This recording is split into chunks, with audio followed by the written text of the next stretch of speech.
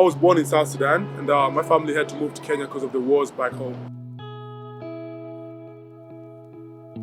When we moved to Kenya, I was like so young, and I went to school and everything there. One day when I was like just done playing soccer, and then I see these kids from Nakuru Top Fry Academy. They pulled up with the rugby balls, and I was like, what is that? They started throwing the ball to me, and before I knew it, I fell in love with the game. Fast forward like 10 years later, wars broke out in South Sudan again, and my parents lost their jobs. I was forced to go to the streets to provide for my family, stealing from people, beating people up on the streets. Things got, a very bad turn, and I got shot twice. The first time was on my knee by a rubber bullet, damaged almost every ligament on my knee because we were running away from the police. I had to stay like 6 months, for recovery. No surgery, no nothing, because we don't have any money, no insurance. After the 6 months, I got back. My gangster friends just came back home. They're like, Monate, we're going out. Do you want to come with us? I joined them, because I was stupid and everything.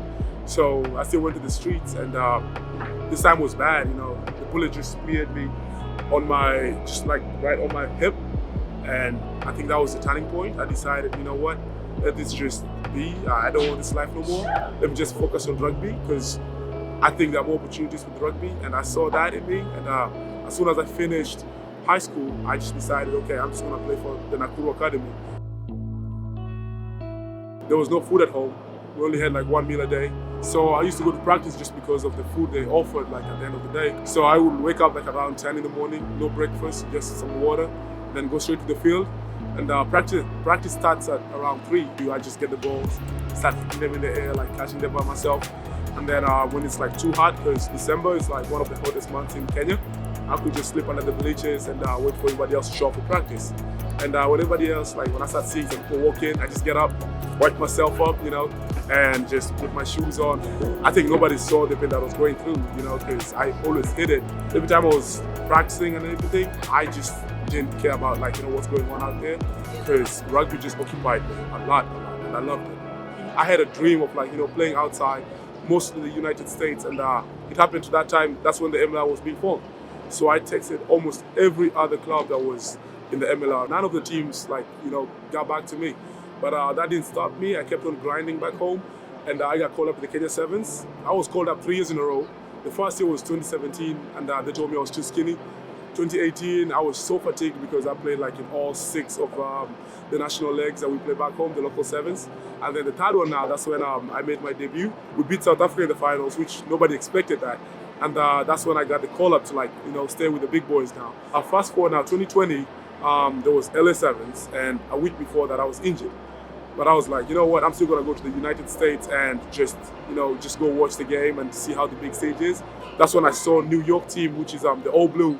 I was like, oh, I want to play for this team now because they're based in New York. So I just came down, started playing for All Blue, went hard every single time. We finished nationals, we finished 8th, played with All Blue for the rest of 2022. Had the best year ever. We won the spring season, went on to the national sevens, we finished 2nd in the country.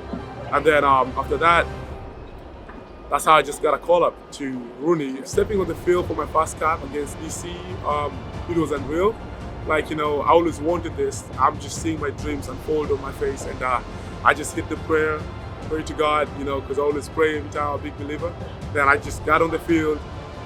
I wasn't anxious at all because I was I've been getting ready for this, lots of trainings into it, a lot of hard work, a lot of sweat into it, and I was just so happy, it was an unbelievable feeling, and getting in, at least making at least 3 tackles, that was biggest achievement so far in my life, From number 1 to 3, I appreciate you guys so much for having my back to the field. There's no point that I had my head down. We all had our heads up, and that motivated me a lot too. The coach, management, and everybody else. I say thank you too for the opportunity, because I've always dreamt for this opportunity all my life. And when I was in Virginia before COVID, I had a book that says Road to Professional Rugby, and I didn't even know where to start. I forgot that I texted Rooney a few years ago, but then I woke up, got All Blue, and I made it all the way here, and I started the game. It means a lot.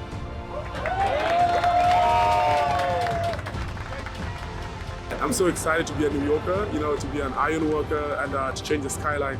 So I can't wait to see how the season unfolds. Let's go New York.